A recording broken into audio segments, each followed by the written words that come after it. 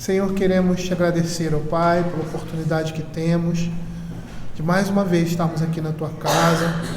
Te pedimos, ó Senhor Deus, que a leitura da Tua palavra, que os cânticos, que as orações possam, Senhor Deus, motivar o nosso coração, Pai, sensibilizar-nos conforme a sublimidade, a grandiosidade de Cristo sendo revelado na Tua palavra. E que Teu Espírito Santo fale ao nosso coração, Pai.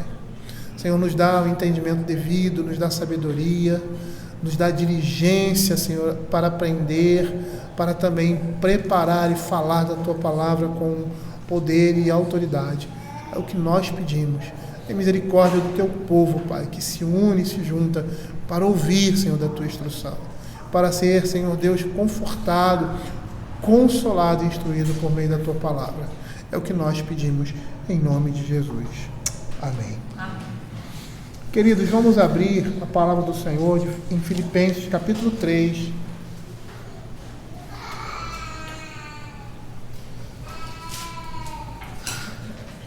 Filipenses capítulo 3, versos de 4 a 8.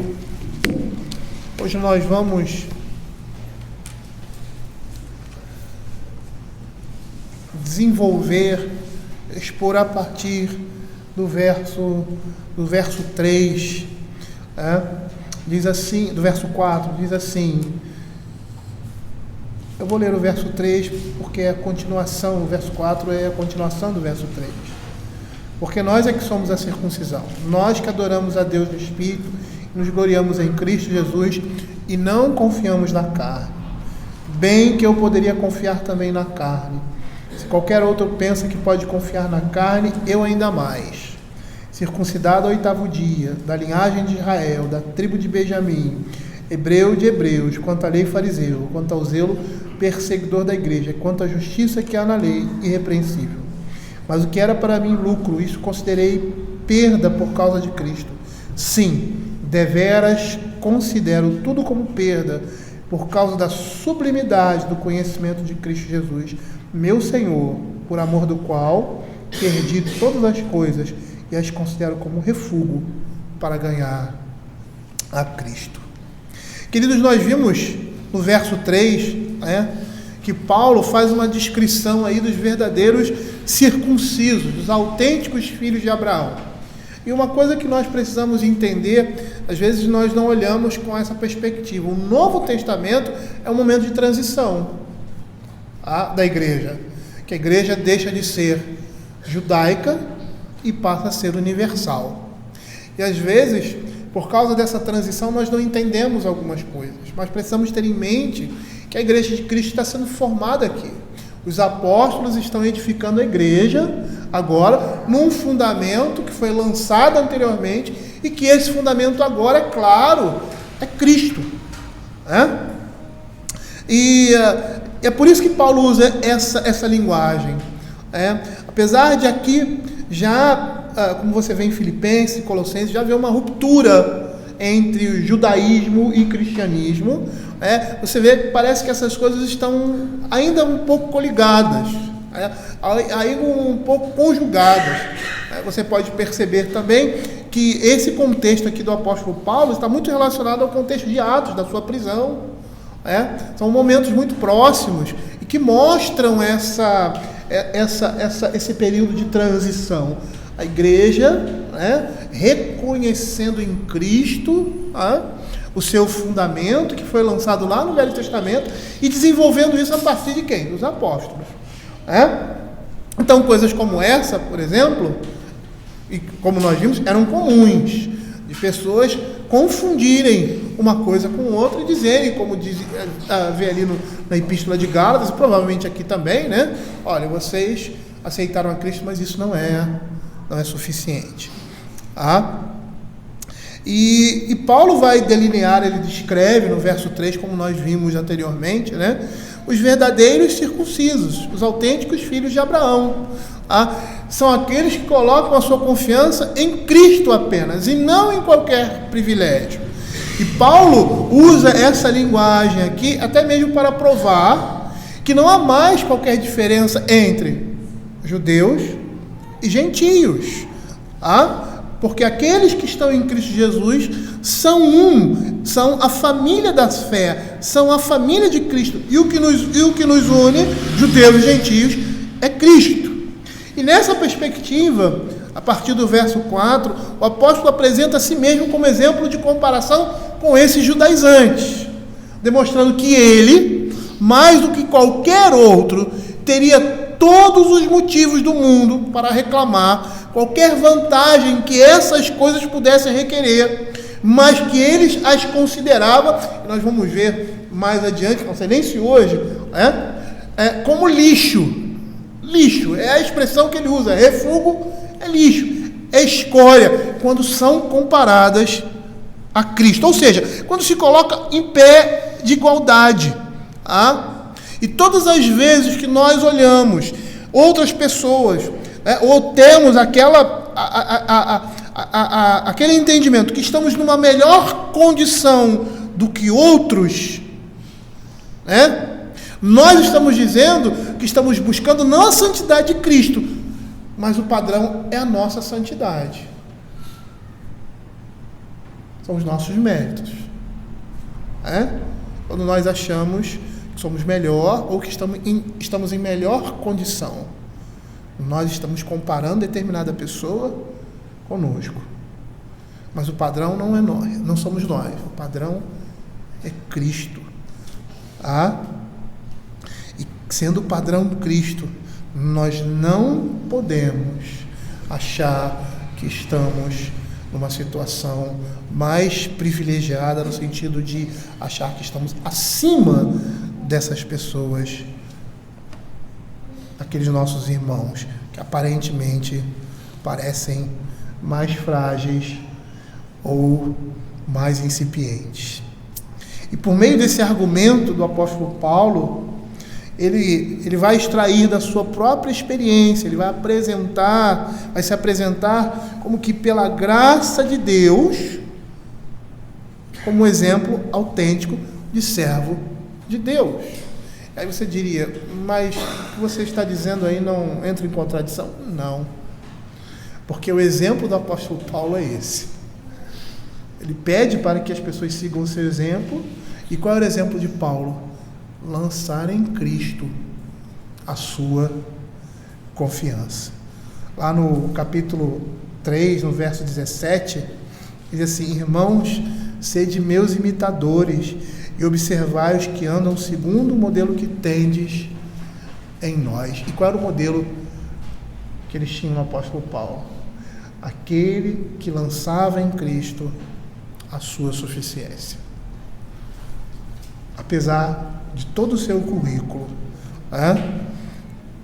em contraste com aqueles que depositavam a sua confiança na carne, nas suas realizações, Paulo depositava a sua confiança em Cristo Jesus.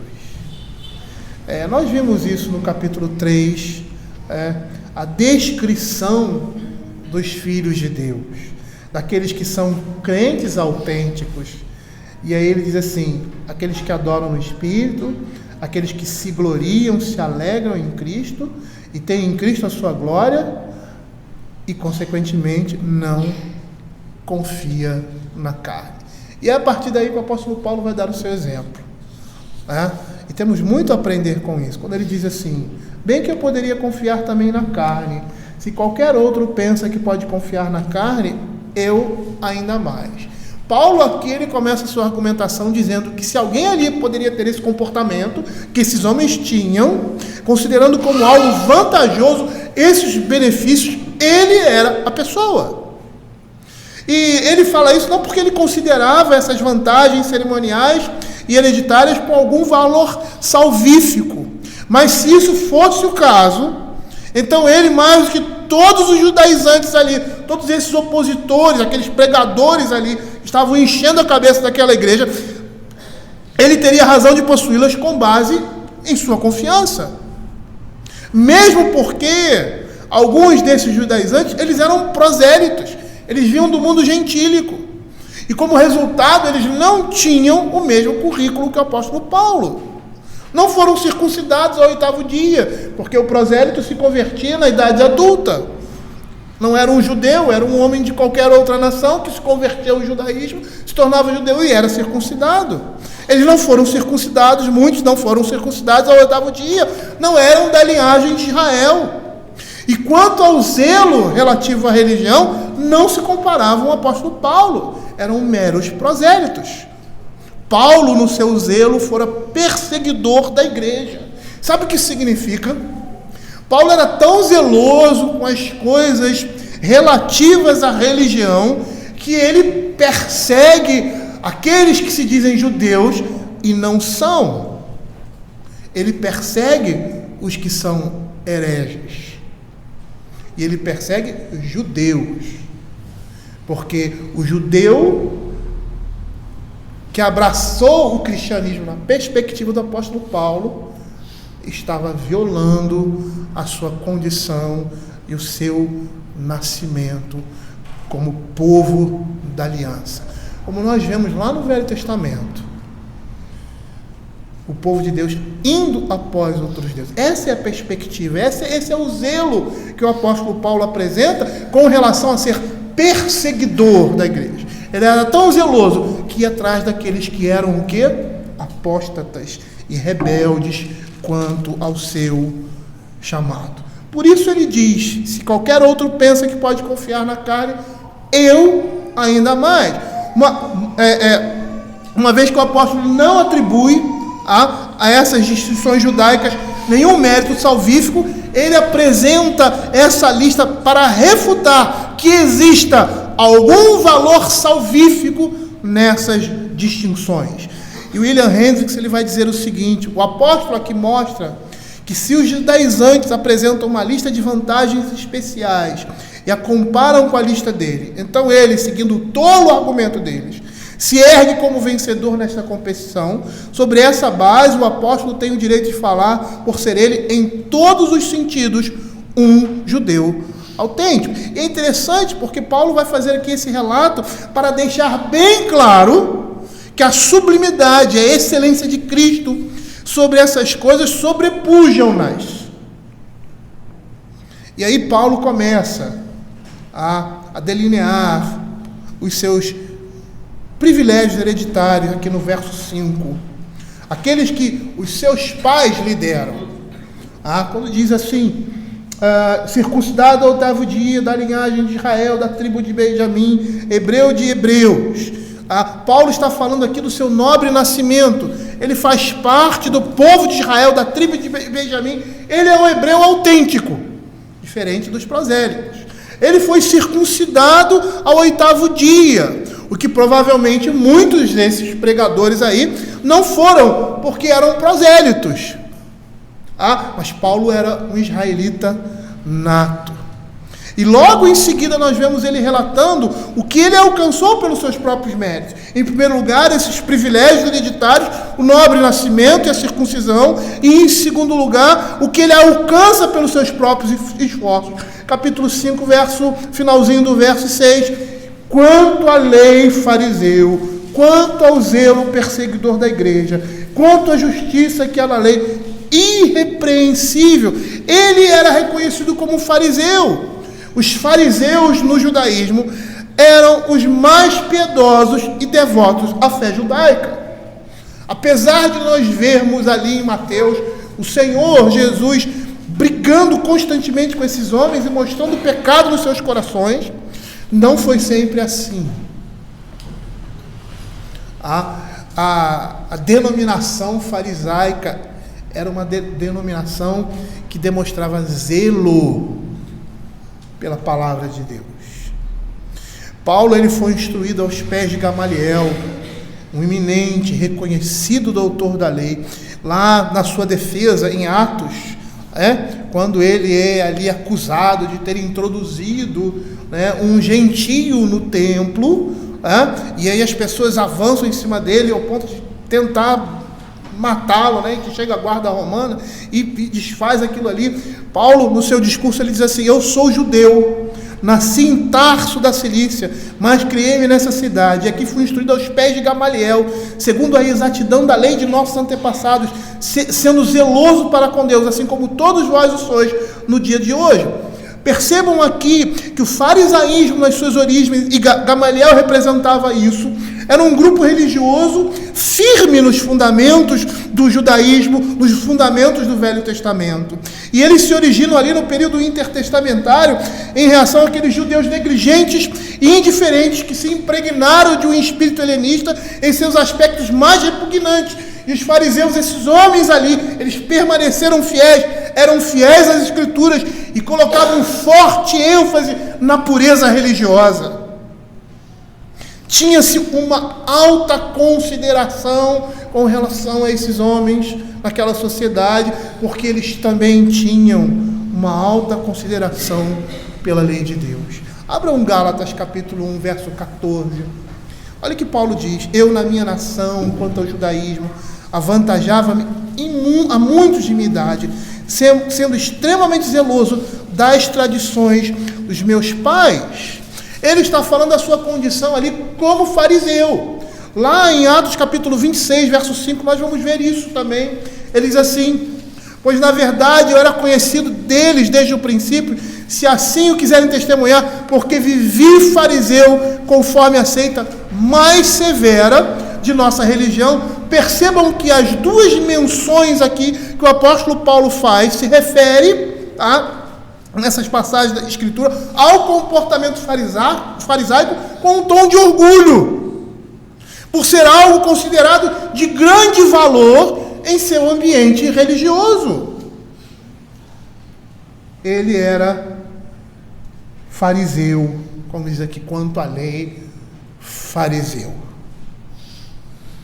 Mas também demonstrava o zelo pela sua religião, o zelo pela doutrina. E a gente vê Paulo falando em Romanos capítulo 9, um zelo sem entendimento. Eu não gosto de fazer esse tipo de comparação. Realmente eu não gosto de fazer esse tipo de comparação. Mas infelizmente essas coisas acontecem. E não acontecem só nesse ambiente, em qualquer ambiente. Eu não gosto de fazer esse tipo de comparação, mas é bom a gente fazer, porque hoje em dia todo mundo diz que é reformado. E muitas vezes nós estamos nos escondendo atrás de uma boa teologia e agindo da mesma forma que esses homens agiam no passado. Eu sei que quando falam isso, e a banda de lá fala isso, eles falam de forma a denegrir a teologia reformada.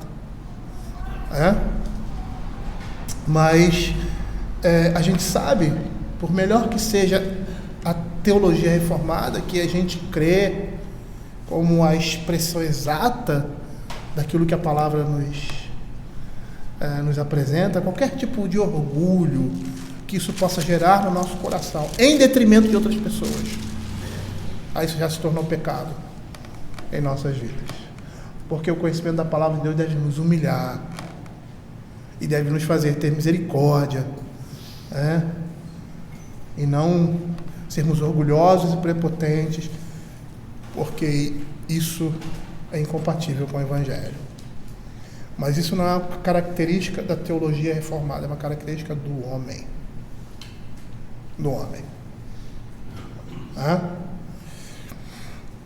Ele mostra esse zelo em sua religiosidade que o levou a perseguir os cristãos. Atos capítulo 22, verso 4 e 5. Olha o que ele diz: persegui este caminho até a morte, prendendo e mantendo em cárceres homens e mulheres, de que são testemunhos do sumo sacerdote e todos os anciãos. Ele recebeu cartas dos sumos sacerdotes para ir numa outra cidade aqui, Damasco, onde ele tem ali um encontro com o Senhor, para prender judeus que estavam abraçando a fé cristã. Por quê? Porque ele entendia que aqueles homens estavam violando, estavam quebrando, estavam em apostasia com aquilo que eles representavam, o que eles aprenderam, com a fé, com a verdadeira fé judaica.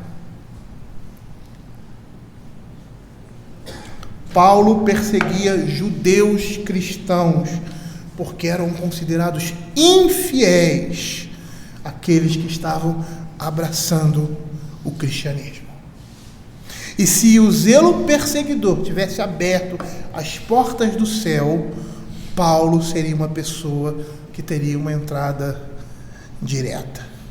Mas não só isso, quanto à lei fariseu, quanto ao zelo perseguidor da igreja, quanto à justiça que há na lei, irrepreensível. Ele fala da sua retidão legal. Paulo foi tão rigoroso em sua observância externa da lei do Antigo Testamento, tal como interpretada pelos líderes, do judaísmo, religiosos, que em perseguição dessa retidão legal, ele chegou a ser irrepreensível, isto é, segundo o juízo humano, sua conduta era irrepreensível no judaísmo farisaico. Matthew Henry faz um comentário a respeito disso. Ele diz assim: até onde a exposição da lei pelos fariseus ia, e de acordo com a mera letra da lei e observância exterior dela, ele podia desobrigar-se da violação dela e não podia ser acusado por nenhuma quebra da lei. Ele tinha sido um homem ativo a favor da sua religião. Paulo cultivava uma integridade de vida que era exigida de uma pessoa dedicada à lei. E Paulo aqui, quando ele fala isso, ele fala daquela justiça que iria satisfazer um juízo comum da humanidade. Pois ele aqui, ao citar essa justiça da lei, ele faz uma separação da lei de Cristo. Ele está fazendo uma separação da lei de Cristo. E Calvino vai dizer que quando fazemos essa separação da lei de Cristo, ela se torna uma letra morta. Porque o que seria a lei sem Cristo, se não algo morto? E era isso que os judeus faziam. Foi isso que aquele publicano, ou seja, aquele judeu fez ali no templo. Quando ele aponta para esse publicano, ele é assim, mas eu sou assado. Ele olhava para a lei sem Cristo. E olhar para a lei sem Cristo, se relacionar com a lei sem Cristo, é se relacionar com algo morto. Por isso que eu tenho muita dificuldade de pessoas, de teólogos que fazem separação entre lei e evangelho. Muita dificuldade. Porque a lei é o evangelho. A palavra de Deus diz que a lei é o raio que aponta para Cristo. Olha o que Calvino diz em seu comentário. Ele fala de duas justiças da lei. Ele diz que uma é espiritual, e essa que é espiritual, o perfeito amor a Deus e ao próximo, está contida na doutrina e nunca apareceu na vida de uma pessoa. A outra é literal, ela pode ser vista pelas pessoas enquanto, ao mesmo tempo, a hipocrisia reina no coração e diante de Deus, não é nada além de iniquidade. Assim, a lei tem dois aspectos, um para Deus e outro para as pessoas. Paulo, então, segundo o juízo humano, era santo e livre de toda culpa. Então, o Calvino fala dessa dicotomia que Paulo faz aqui. E nessa visão externa, nessa visão legalista, ou seja, nessa visão humana, ele era irrepreensível. Existe um estadista italiano, um teólogo, cardeal de mentalidade reformada do século XVI, chamado Gaspare Contarini. E ele também aponta para esse duplo aspecto da justiça, mas com uma diferença, uma pequena diferença daquilo que Calvino fala. Ele diz assim: essa justiça é dupla. Uma é inerente a nós, que é imperfeita, está continuamente sendo aperfeiçoada. A outra está em Cristo, nossa cabeça, que é completa, perfeita e é dada a nós. Pois por meio de Cristo obtivemos plena obediência e merecemos todas as coisas, exatamente como todos. Pecamos em Adão e nele merecemos a morte, como o apóstolo disse em Romanos. Essa justiça procede da fé, também é uma justiça que procede de Deus. Não podemos separar Deus da sua palavra. E nós fazemos muitas vezes isso. A mesma coisa que os judeus faziam, tornando a letra morta. Não porque a letra da lei mata no sentido pejorativo, porque a palavra de Deus diz que a letra da lei mata, por quê? Porque a lei aponta para o pecado. Ela mostra o pecado. Sem Cristo, ela mostra o pecado. E a consequência da quebra da lei é a morte. E todas as vezes que nós nos relacionamos com a palavra de Deus sem Cristo, ela se torna vazia para nós. E nós somos mestres em fazer isso. Infelizmente, nós somos mestres em usar a palavra de Deus sem Cristo. Paulo avaliava toda essa justiça proveniente das obras como escória para ganhar o favor de Deus, ou seja, para ganhar a Cristo. Todas as vezes que nós olhamos para a palavra de Deus como puras regras que nós temos que aplicar, e aplicamos essas regras sem entender que elas apontam para Cristo e que elas são graciosamente nos dadas em Cristo Jesus, e se nós assim agimos, é pela graça de Deus, não pelos nossos méritos, não porque somos bons teólogos, não porque somos bons aplicadores da palavra de Deus, mas é pela graça de Deus. Se nós não olhamos a palavra de Deus dessa forma, nós estamos tendo a mesma postura que os fariseus. Estamos nos sustentando aquilo que nós fazemos a partir da vontade de Deus e não da graça de Deus em nossas vidas. E isso vai mostrar a nossa justiça. Nós falamos na última vez sobre justiça que provém da lei. E a justiça que provém da lei é o reconhecimento, é o mérito por aquilo que nós fazemos. Só que nós estamos diante de Deus. E o melhor que nós façamos, as nossas melhores obras, sem Cristo, são consideradas como nada.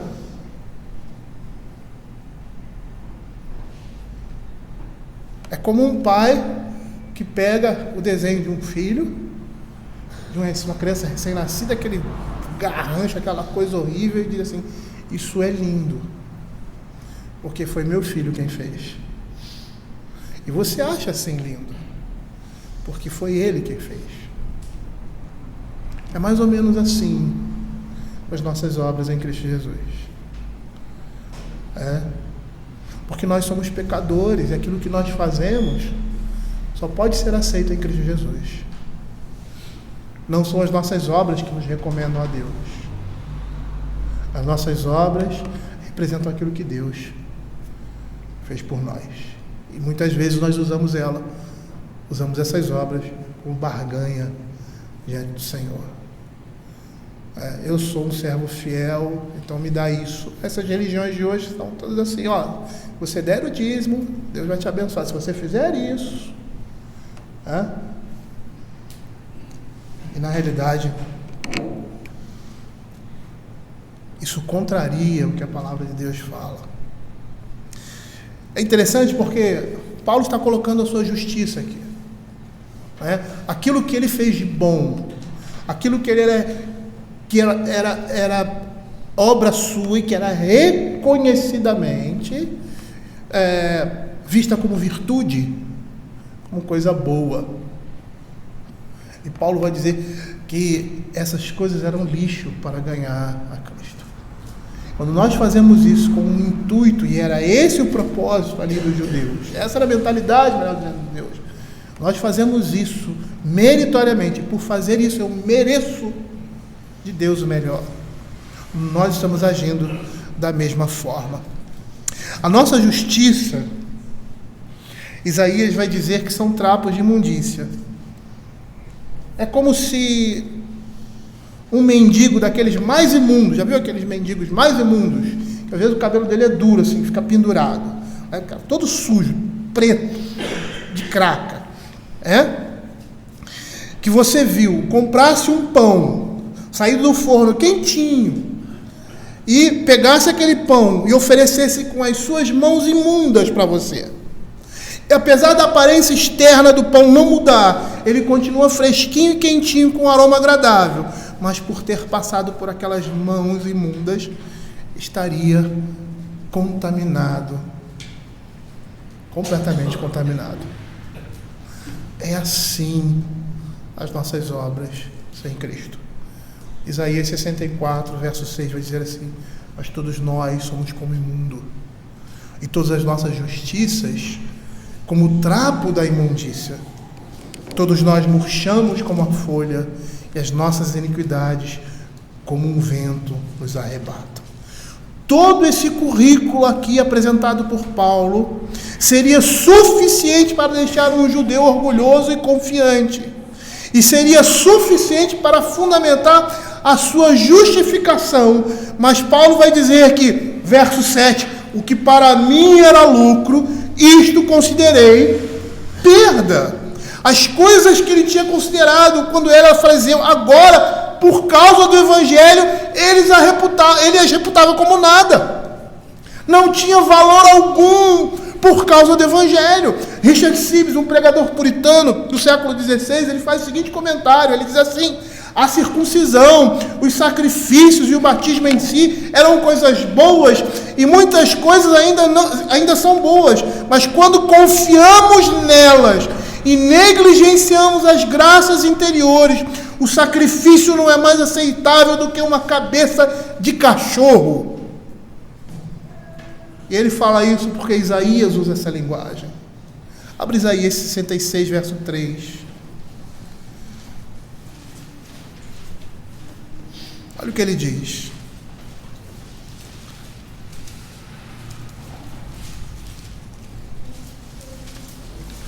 O que imola um boi é como que comete homicídio. O que sacrifica um cordeiro como que quebra o pescoço a um cão. O que oferece uma oblação como que oferece sangue de porco. E o que queima incenso como que bendiz a um ídolo.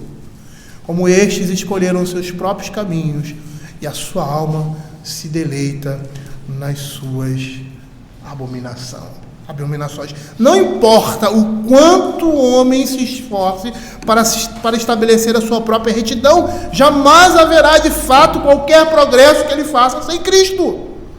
E Paulo percebeu isso quando o Senhor tirou as escamas dos seus olhos e o converteu realmente a Ele. As obrigações religiosas, a posição do apóstolo Paulo angariava para ele uma condição que o levava a olhar para si e achar que por causa daquelas coisas ele estava agradando a Deus.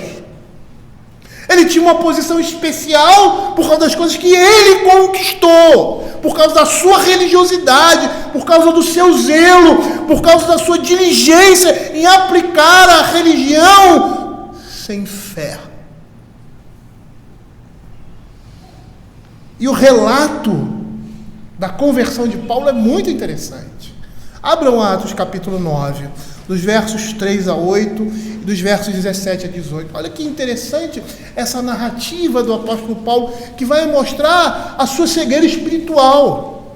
Diz assim: seguindo ele estado afora, ao aproximar-se de Damasco, ele recebe cartas para ir atrás dos judeus que se tornaram cristãos, para trazê-los de volta para Jerusalém, para serem o quê? Justiçados, para serem punidos, porque apostataram da fé. Subitamente uma luz do céu brilhou ao seu redor, e caindo por terra ouviu uma voz que lhe dizia: Saulo, Saulo, por que me persegues? Ele perguntou: quem és tu, Senhor? E a resposta foi: eu sou Jesus a quem tu persegues.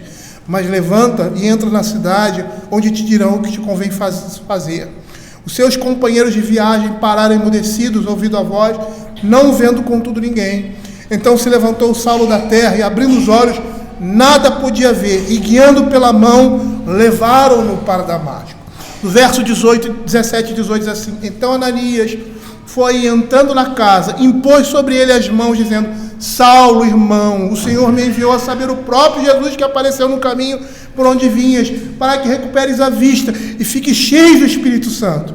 Imediatamente lhe caíram dos olhos como que escamas, e tornou a ver. A seguir, levantou-se e foi batizado. Percebam aí a cegueira de Paulo, como essa cegueira estava relacionada à sua situação antes da sua conversão. Ele não consegue ver nada, antes disso ele é cego e guiado por cegos. E num relâmpago, quando ele se viu como na realidade realmente ele era pecador iludido, orgulhoso e condenado. E todos que têm essa mesma presunção e orgulho, que tentam chegar a Deus sem Cristo, estão cegos. Calvino diz que esse tipo de orgulho indica ausência de Cristo. Olha o que ele diz. Aquelas coisas citadas por Paulo, no verso 4 ao verso 6, eram ganhos para ele, diz Paulo, antes que tivesse conhecido a Cristo. Pois somente a ignorância de Cristo nos faz ficar inchados de confiança vazia. Portanto, onde quer que percebamos arrogância, onde quer que percebamos orgulho, ali podemos ter certeza de que Cristo não é conhecido. É interessante porque se isso fosse uma verdade, aquelas pessoas mais doutas, mais conhecidas, que conhecem mais a palavra de Deus, não cairiam em pecado.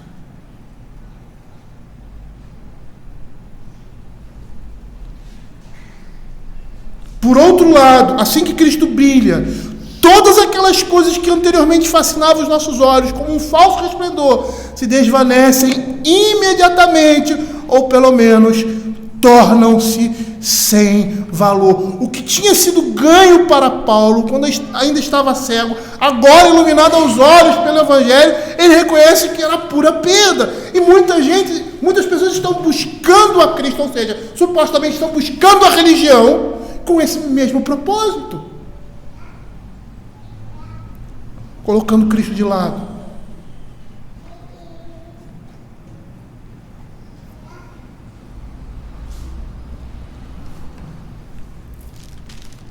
Eu quero aqui reforçar a ideia de que essas coisas não eram mais em si mesmas no contexto do apóstolo Paulo.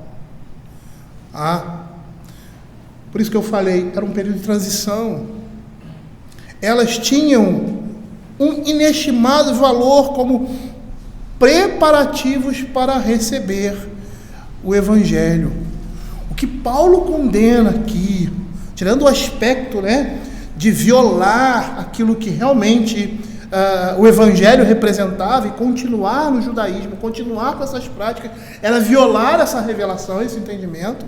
Mas o que Paulo está condenando aqui é o aspecto legalista dessas coisas, que não se limita somente ao aspecto judaico, mas que podem também abarcar a nossa realidade hoje, como nós temos visto muitas igrejas que têm essa postura,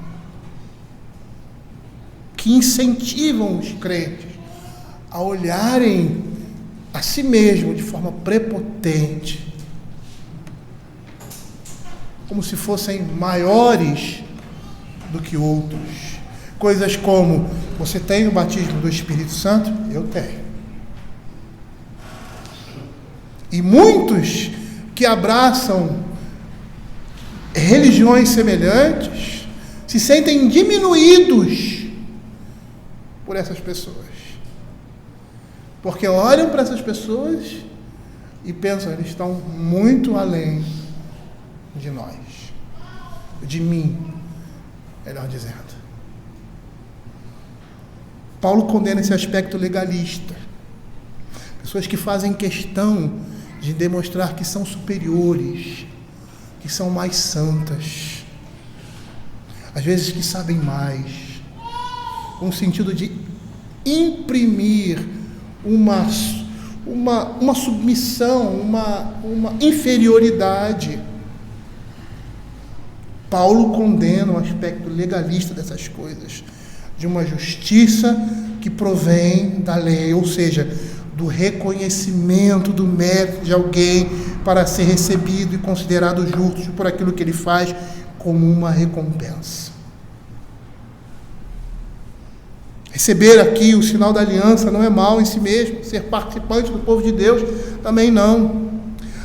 A ortodoxia é uma coisa boa, e o zelo e conduta irrepreensível também. Mas quando, porém, essas mesmas coisas começam a ser vistas como base de autossatisfação e autoglorificação, quando são consideradas como bilhetes para os céus, elas se convertem em pura perda. E essa palavra aqui que Paulo usa é muito interessante. Ela ocorre em outra passagem na Escritura, lá em Atos capítulo 27, verso 10 e 21, quando fala ali do naufrágio do apóstolo Paulo, lá no verso 10 ele diz assim: Senhores, vejo que a viagem vai ser trabalhosa com dano e muita perda. A palavra no grego é zemia. Não só da carga e do navio, mas também da nossa vida. Lá no verso 21, havendo todos estado muito tempo sem comer, Paulo, pondo-se em pé no meio dele, disse: Senhores, na verdade era preciso terem me atendido e não partir de Creta para evitar esse dano e perda, ou seja, zemia, é a mesma palavra. E é interessante porque exatamente essa passagem vai indicar também aquilo que era lucro para ele se tornou pura perda. A mercadoria daquele navio representava lucro em potencial para os mercadores, para o proprietário do navio e para os próprios tripulantes. Todavia, o que acontece? Se eles não tivessem lançado ao mar, muito provavelmente, não só o navio, como também os tripulantes acabariam morrendo. Lá em Atos 27, 38, ele diz isso: refeitos com a comida, aliviaram o navio, lançando o trigo no mar. Aquilo que era benéfico para eles, aquele contexto, se tornou prejudicial e eles precisavam aliviar o navio, porque se eles não jogassem aquela comida fora, eles poderiam morrer. E é o mesmo que nós podemos dizer nesse contexto. Da vantagem, nós podemos trazer o contexto do apóstolo Paulo para o nosso contexto.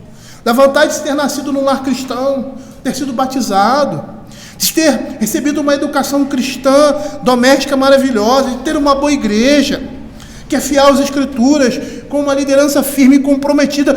Todas essas coisas tornam-se desvantagem quando são consideradas base sobre a qual se constrói a esperança de vida eterna.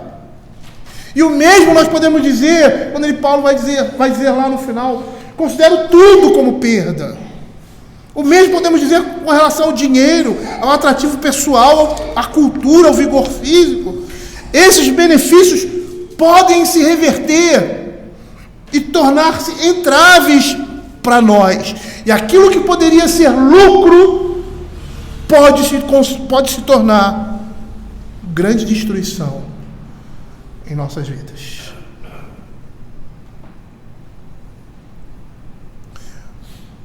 O que hoje você poderia considerar como perda por causa de Cristo?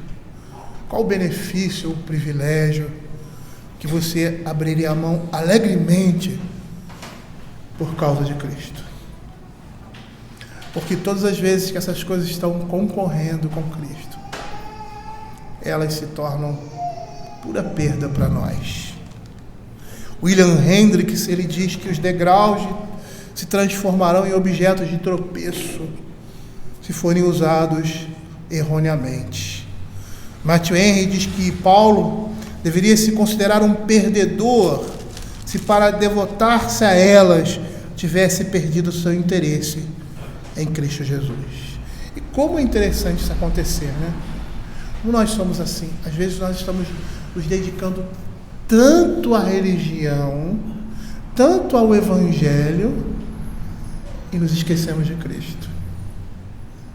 Já vi vários testemunhos disso. Pastores, irmãos em Cristo, que perderam de vista o foco.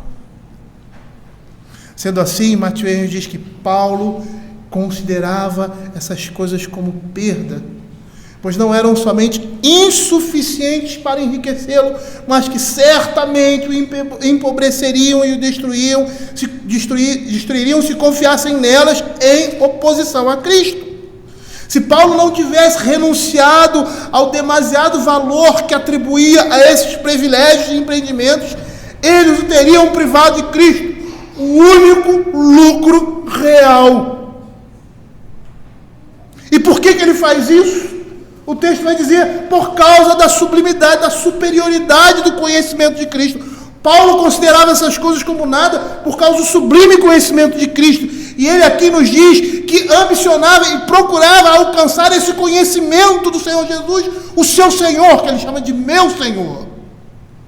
E esse conhecimento representa uma familiaridade experimental e confiante com Cristo como Senhor das suas vidas. E não é meramente o imaginário especulativo, mas um conhecimento prático e eficaz dele. E nós temos visto, não só na nossa época, mas isso é recorrente, como o conhecimento às vezes embrutece, ao ponto de as pessoas pensarem que doutrina é um mal para a igreja. Mas que conhecimento é esse que embrutece? É um conhecimento que não está permeado de piedade.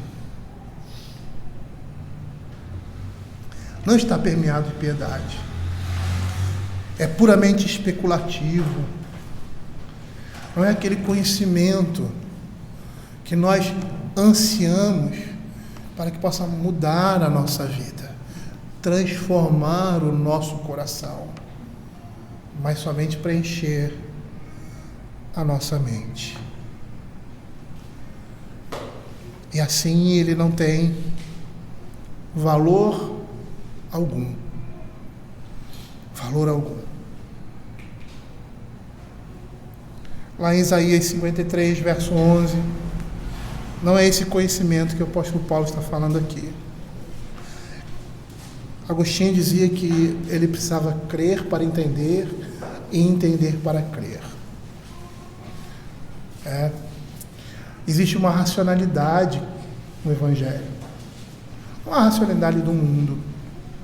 Paulo diz que o culto dele é racional, é um culto que se entende, é uma devoção que se entende, que toma o homem como um todo, o seu intelecto, o seu corpo, a sua alma, preenche ele de forma completa. Esse é o conhecimento de Deus. É aquele conhecimento que vai para o coração, que toca, que transforma. Por isso, muitas vezes, a nossa oração diz: Senhor, não permita que tudo que temos aprendido seja inútil para nós. Por quê? Porque não alcança o nosso coração. E nós sabemos que a palavra de Deus, quando é pregada, se ela não é seguida pela ação do Espírito Santo, ela não alcança a alma do homem. Ela se torna pura e simplesmente juízo, cheio de morte. Mas o que nós queremos é que esse conhecimento toque a nossa alma, mude a nossa vida, transforme o nosso ser, que gere uma familiaridade experimental e confiante com Cristo como Senhor das nossas vidas. E é esse conhecimento que Paulo está dizendo aqui, que por causa dele, ele considerou todas as outras coisas como lixo, como coisas sem valor. E é assim que o conhecimento é às vezes colocado no lugar da fé, como nós vemos lá em Isaías 53, verso 11. Ele verá o fruto do penoso trabalho de sua alma e ficará satisfeito. O meu servo justo, com o seu conhecimento, justificará muito, porque as iniquidades dele levará sobre si. E é essa superioridade, sublimidade do conhecimento de Cristo que Paulo está falando aqui. Matthew Henry diz que há uma superioridade abundante e transcendente da doutrina de Cristo ou da religião cristã, acima de todo conhecimento da natureza e progresso da sabedoria humana, porque é adequada ao caso dos pecadores caídos e os supre com tudo de que necessitam e tudo que podem desejar e esperar, com toda sabedoria salvadora e graça salvadora. Paulo aqui não havia renunciado apenas às suas honras e vantagens como judeu e fariseu, mas também tinha se submetido a todas as desgraças e sofrimentos que faziam parte do seu ministério de pregação do Evangelho. Não foi só antes da sua conversão, depois também. Esse tipo de comportamento continuou e se estendeu na vida de Paulo. Entender que é Cristo.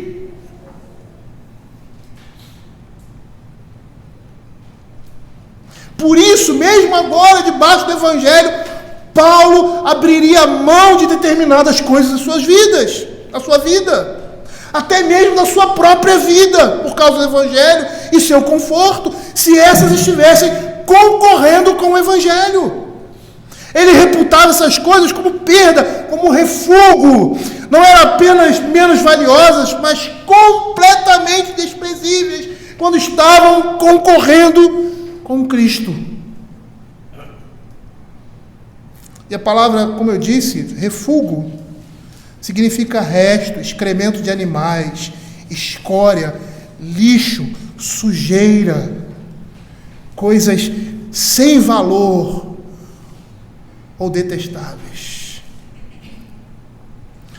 Durante os 30 anos anteriores à sua situação de agora, ele tem alegria de conhecer a Cristo com um conhecimento de mente e de coração, que nós vemos lá no verso 10, para o conhecer e o poder da sua ressurreição e a comunhão dos seus sofrimentos, conformando-me na sua morte. E essa alegria crescia paulamente no apóstolo Paulo, de forma que a cada dia brilhava com mais intensidade e beleza. E Paulo vai se referir nessa passagem, no verso 8, a Cristo como meu Senhor. E essa expressão toma um sentido melhor entendido nas epístolas do apóstolo Paulo, como por exemplo em Filipenses capítulo 1, 21, diz: porquanto para mim o viver é Cristo. Romanos capítulo 7, Filipenses capítulo 4, verso 13, tudo posso naquele que me fortalece. Romanos capítulo 7, 24, 25, desventurado homem que sou, quem me livrará do corpo dessa morte? Graças a Deus, por intermédio de Cristo nosso Senhor, de maneira que eu de mim mesmo, com a mente, sou escravo da lei de Deus, mas segundo a carne da lei do pecado. E muitos outros textos que Paulo fala a respeito de Cristo, nessas passagens e outras. Cristo Jesus é muito mais que um exemplo, um amigo para Paulo. Ele é a sua vida, ele é o seu amor, a sua força, a sua glória, o seu redentor, é aquele que dá o seu galardão. E aqui ele é ungido e salvador soberano. E assim como a luz apaga, a luz do sol apaga a luz das estrelas, assim como uma pérola de grande valor elimina, obscurece o brilho das demais, assim é a comunhão com Cristo Jesus, meu Senhor. Ela eclipsa todas as outras coisas. Paulo tem o mesmo pensamento do salmista, lá no Salmo 73, verso 25. O que mais tenho eu no céu? Não há outro em que eu me compraza na terra. E foi por causa desse Cristo que Paulo perde tudo o que era mais querido para ele, o orgulho da tradição, da sua linhagem, a sua ortodoxia, a observância externa da lei, tudo que anteriormente fora considerado como meio de acesso à cidade celestial. Paulo considera esses privilégios herdados e esses feitos humanos considerados como méritos, como algo que deve ser descartado, como refúgio sem valor, como entulho abominável, quando são comparados e colocados na mesma posição que Cristo. Paulo renuncia a essas coisas porque decide se apegar a Cristo somente e ao céu. E Paulo tinha agora o seu coração voltado para Cristo e a sua justiça.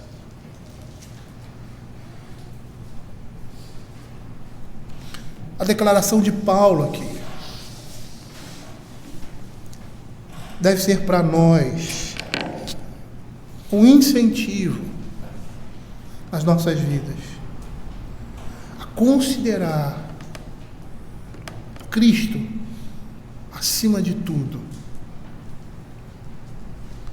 nas nossas vidas, a não olhar as nossas realizações como algo que possa trazer para nós prazer e satisfação. É só você olhar para o seu coração. Um homem que não consegue ver a sua condição e olha para si, por simplesmente pelas suas boas realizações, e acha que por causa dessas boas realizações ele merece alguma coisa diante de Deus, é porque ele não conhece o Evangelho, é porque ele não conhece a si mesmo. E o pior é porque ele não conhece e não sabe o que significa Cristo e a sua obra. não há nada em nós que possa nos recomendar a Deus. Um dos reformadores dizia, era Lutero que dizia isso, não, Agostinho, melhor dizendo: o que você vir de bom em mim é Deus, o que você vir de ruim sou eu. Por isso que Paulo bate tão forte contra esses homens. Por isso que Paulo bate tão forte contra essa teologia. E por isso que nós devemos rejeitar qualquer tipo de sentimento, de comportamento que gere em nós um orgulho, que nos coloque aos nossos olhos e aos olhos de outras pessoas acima de qualquer suspeita, acima de qualquer situação, como se nós mesmos, por nós mesmos, pudéssemos nos manter nessa condição. É somente pela graça de Deus. E as nossas realizações, elas só são aceitas porque elas estão em Cristo Jesus. Como é isso? Estamos em Cristo, nós que somos filhos. Eu tenho certeza que os seus filhos fazem ali as cacas deles lá em casa. Como esses dias eu estava vendo uma foto de uma criança, não lembro agora se era da Elisa ou de uma outra, que toda suja, pegou a tinta lá e se lambuzou, coisa feia, coisa horrível, tudo sujo. O pai chegou: olha que coisa linda que meu filho fez. E por que ele acha lindo? Porque é filho. Por que Deus olha para nós e acha belas nossas realizações, os nossos atos de justiça? Por quê? Porque eles são feitos em Cristo Jesus. Porque nós somos filhos. E Ele adorna a nossa vida com as suas virtudes. Paulo vai dizer que nós fomos criados em Cristo Jesus para as boas obras, as quais Deus de antemão preparou para que nós andássemos nela. Se temos produzido alguma coisa de bom, se temos crescido na graça de Deus, se temos sido amorosos, pacientes, benignos, nós devemos colocar isso diante do Senhor, entendendo, oferecendo isso a Ele, mas entendendo que primeiramente foi Ele que nos agraciou com essas coisas, e que nós não vamos despertar em Deus piedade para conosco por causa delas, porque na realidade elas são frutos da piedade e da misericórdia de Deus nas nossas vidas. Vamos orar.